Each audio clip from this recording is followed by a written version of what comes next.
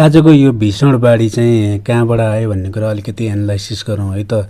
अब यो पानी परेर आएको त होइन, किनभने पानी परेर आएको हुन्थ्यो भने चाहिँ बिस्तारै बिस्तारै बढ्थ्यो। यो चाहिँ एकैचोटि आएको छ। अब यो यहाँदेखि यहाँ नुवाकोटको यो बिदुर भयो, यो एकदम क्षति पुऱ्याएको ठाउँ भयो, बिदुर त्रिशुली एरिया, जहाँ चाहिँ घरहरू मान्छेहरू पुगेको छ। योभन्दा माथि, अब योभन्दा माथि जुन यो त्रिशुली नदी हुँदै हुँदै यहाँबाट माथि गयो है। यहाँबाट अझै माथि जाँदाखेरि अब स्याप्रुबेसी भन्ने भयो। स्याप्रुबेसीमा पनि क्षति पुऱ्याएको छ धेरै। अनि योभन्दा माथि गइसकेपछि यो जुन बाढी आएको यो जुन नदी हो, योभन्दा अझ माथि अब यहाँनिर चाहिँ यो चाहिँ रसुवागढी हाइड्रो यो चाहिँ पुरै बगाएको छ है। यो चाहिँ केही पनि बाँकी छैन। अनि यहाँ टिमुरे बजार छ। यो चाहिँ सायद यही होला, यो हो कि होइन, यो टिमुरे बजार छ। यो जुन बजार दिन्छ यो चाहिँ सर्लक्कै छ। जम्मा 2-4वटा घर मात्रै बाँकी होला यता अलि माथितिरको, नत्र यो चाहिँ केही पनि बाँकी छैन। यो भयो। अनि यहाँदेखि यो रसुवागढी हाइड्रो भइहाल्यो।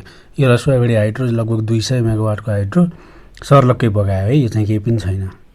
अनि योभन्दा माथि गइसकेपछि यो चाहिँ केरुङ नाका भयो, नेपाल र चाइनाको बोर्डर भयो।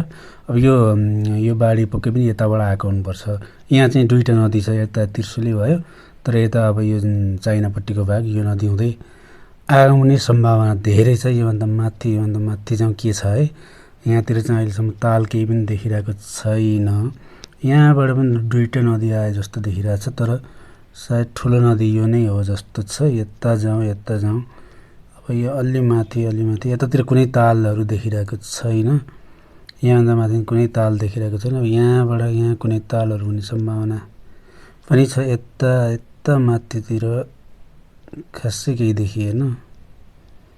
यो यहाँनिर यसको यहाँनिर चाहिँ देखियो है। ल यो 3टा, किनभने ठ्याक्कै यो नदीको जुन माथिबाट अब यो 3टा ताल छ होइन। अब यो ताल मलाई लाग्छ अब यो सान्तिन होइन, सान्तिन तालबाट त त्यत्रो पानी पुग्दैन होइन। अब यो ताल चाहिँ मलाई लाग्छ फेवा ताल जत्रो नभए पनि फेवा तालको आधा साइजको ताल चाहिँ हुनुपर्छ। यसलाई यसको मेजरमेन्ट लिएर हेरौँ है। जस्तै यो सपोज यो ठुलो ताल चाहिँ फुटेको हो भने यसको चाहिँ कत्रो छ साइज भन्दाखेरि चाहिँ लगभग 776 मिटर भनेको लगभग यो मेरो अन्दाजमा यो हुनुपर्छ 4-5वटा 5-7वटा फुटबल ग्राउन्ड जत्रो ताल हुनुपर्छ।